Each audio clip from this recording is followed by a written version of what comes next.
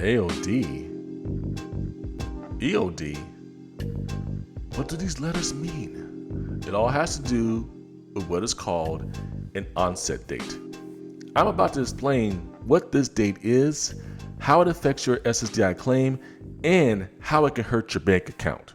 If you're ready for this, let's get it started. There are many parts to an ssdi claim that can have a bearing on the final decision. One of these parts can positively or negatively affect how much money you get from Social Security. That part of the case is called an onset date.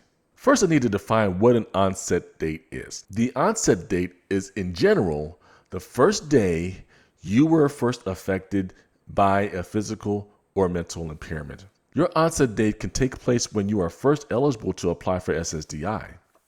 In some cases, it can happen before you're eligible. That second part is not as important because, in general, when someone applies, it's based on their current window of eligibility for SSDI, and the disabling conditions will usually fall somewhere within that window. There are different types of onset dates, but I'll only cover two in this video, and these are the two main ones. Let's start off by discussing the first one, and that's called an alleged onset date. The alleged onset date, or AOD, is the date you allege or claim you are not able to work anymore because of your conditions. When you apply for SSDI, SSA is going to ask you two questions on the application. The first question is, when did you stop working? The second question is, when do you believe your conditions became severe enough to keep you from working? These two questions help guide SSA in setting up the second type of onset date. This one is called the established onset date, or the EOD. The EOD is SSA's way of saying, yeah, we hear you. You said you were not able to work anymore because of this condition as of the date you put down. But we're looking at your application, and we think the onset date should be before or after or on the date you claimed as your AOD. In short, the AOD, the date you claimed, and the EOD, the date SSA determines, could be the same date or they could be two different dates. Most times, everything lines up because the AOD and the EOD represent the first date you met the medical, vocational, and other requirements for disability.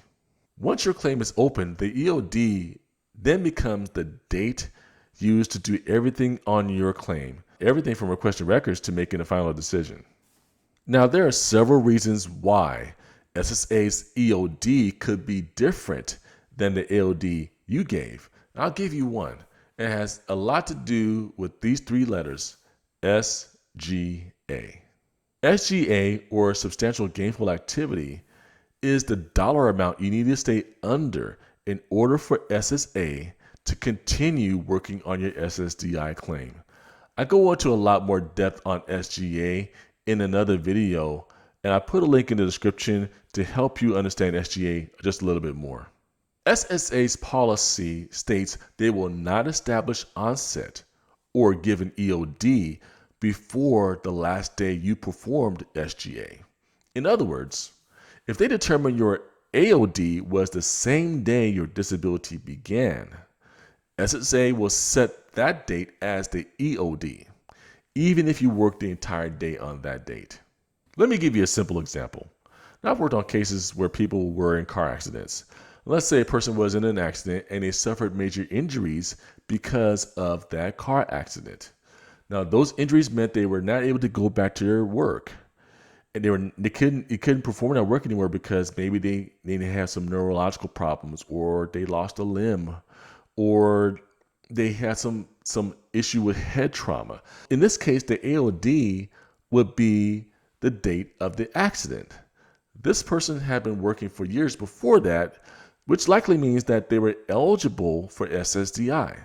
When a person completes the application, SSA establishes the AOD as the EOD. Make sense? Now let's get back to those two questions on the application for SSDI. The first question is, When did you stop working? This is the actual month, day, and year you literally said, I can't work anymore, and you stopped going to your job on that date. The second question is, when do you believe your conditions became so severe to keep you from working? And this is about when your physical and mental conditions began to affect your performance on the job. Depending upon how severe your issues are, it may have decided you can't do the full range of your job like you used to do it. Your job might make some adjustments to help you stay in your job and not lose your job and still work with your condition. Now, these two questions are important because they are critical in determining not only when you were disabled, but also how far back your disability goes. And that has everything to do with how much money you can get from Social Security when your claim is allowed. But here's the kicker, and if you don't get anything that I said already, you need to pay attention to this part right here. So focus. You always want to make sure you give the earliest possible onset date you can. Don't shortchange yourself or play down when your condition began to affect you. If you kept working after you began to suffer this issue with your physical or mental problems, maybe because you had no choice but to keep working or keep food on the table, report the very first date you knew you had an issue, making it difficult to do your job. In policy, SSA is required to do their very best to give you the earliest possible onset of your conditions. That date could be earlier than your AOD. If SSA says your onset is before the EOD they determine, that means this. If they find you disabled, you could be entitled to more back pay. You heard me, more back pay. Here's another way to put this. You don't want to leave money on the table by giving a later date. You always want to give the earliest date you possibly can give on when your conditions made it a challenge to perform work duties on your job. And we are done. I've shared with you what an AOD is, an alleged onset date, and what an established onset date is, or EOD. And like I said a moment ago, always give the earliest possible onset you can. And that will hopefully result in more back pay for you. Now, I want you to stay tuned because there are other videos here that you really need to see. This is an important one, but there's some other ones that you need to check out. So go back to my channel and start looking at some other ones. Now, don't leave me hanging because I'm going to see you on the other side.